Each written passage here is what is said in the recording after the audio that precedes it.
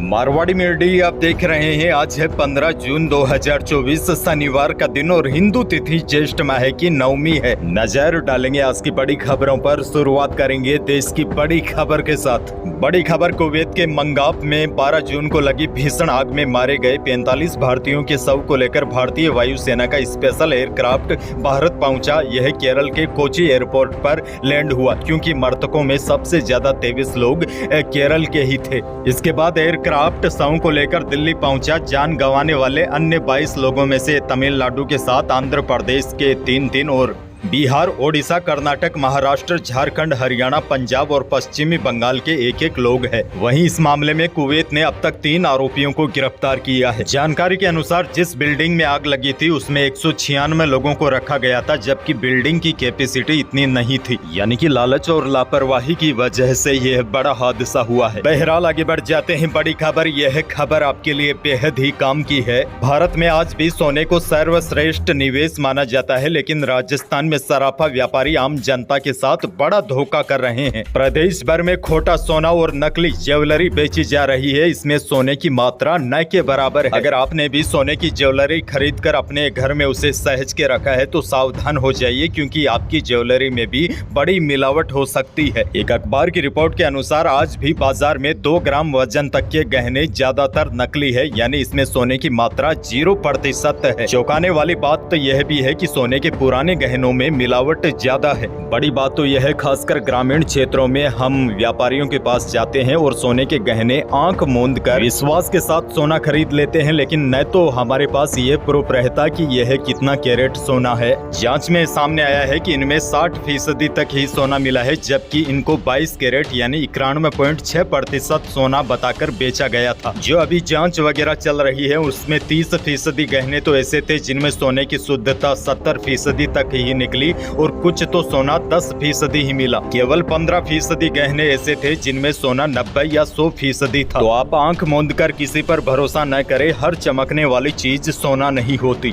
हमेशा bureau of Indian standard यानी कि BIS का हॉलमार्क लगा हुआ सर्टिफाइड गोल्ड ही खरीदे। नए नियमों के तहत 1 अप्रैल 2024 से 6 डिजिट वाले अल्फा न्यूमेरिक हॉलमार्किंग के बिना सोना नहीं बिकेगा। जैसे आधार कार्ड पर 12 अंक का कोड होता है, उसी तरह से सोने पर भी 6 अंकों का हॉलमार्क कोड होगा। अच्छा, यह नंबर अल्फा न्यूमेरिक यानी कुछ इस तरह से हो सकता है जो आपको स्क्रीन पर दिखाई दे रहा है। हॉलमार्किंग के जरिए यह पता करना संभव हो जाता है कि वास्तव में ही यह सोना कितने कैरेट का है।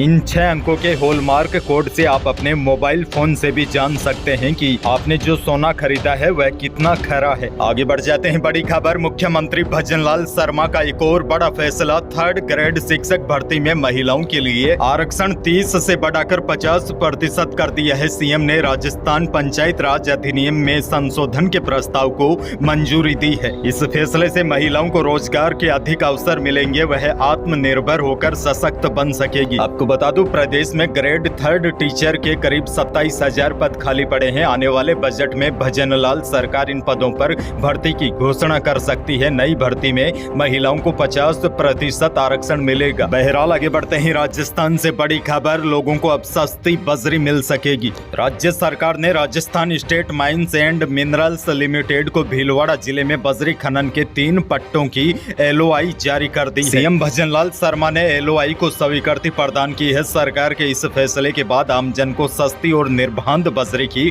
उपलब्धता सुनिश्चित हो सकेगी।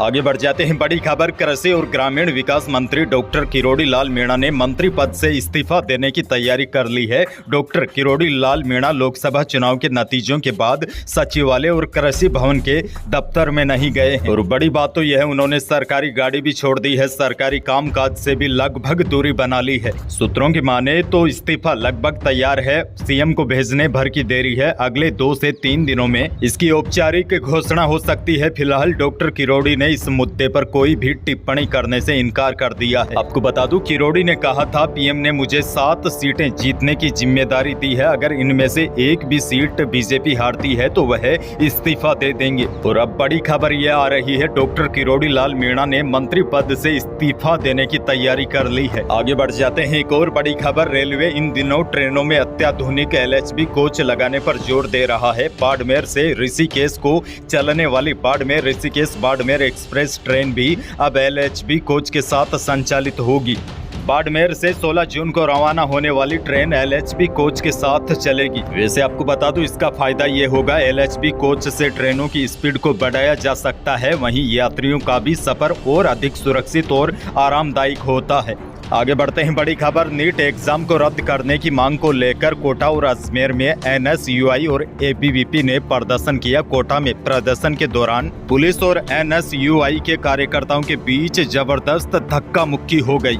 पुलिस ने लाठीचार्ज कर कार्यकर्ताओं को खदेड़ दिया। NSUI प्रदेश अध्यक्ष विनोद जाखड़ ने कहा, नीट का पेपर लीक हुआ है, 30-30 लाख रुपए में पेपर आउट किया गया है। इसके बाद भी केंद्र सरकार पेपर लीक नहीं मान रही है, जो कि लाखों स्टूडेंट्स के साथ अन्याय है। आगे बढ़ जाते हैं, किसानों के लिए बड़ी खबर। एक तरफ देश में किसानों की आमदनी दोगुनी करने के दावे किए जा रहे हैं, तो वहीं दूसरी ओर हाल ये है कि किसानों को उनका हक तक नहीं मिल पा रहा है। फसलों के बीमा के नाम पर किसानों को बड़े सपने दिखाए जाते हैं, लेकिन असल में फसल बीमा किसानों के लिए छलावा साबित हो रहा है। ऐसे में बड़ा सवाल यह उठता है कि प्रदेश के कई क्षेत्रों में हर वर्ष किसानों से करोड़ों रुपए फसल बीमा के नाम पर किसानों के खातों से प्रीमियम की राशि काट ली जाती है, लेकिन फसल खराबे के बाद किसानों को क्लेम नहीं मिल पाता है। और बताया जा रहा है इस योजना में काफी फर्जीवाड़ा भी चल रहा है, लेकिन भजन लाल सरकार को 6 महीने हो गए, नई सरकार आने के बावजूद भी किसानों को कुछ राहत नहीं मिली है। हालांकि बताया जा रहा है कुछ जिलों के किसानों को तो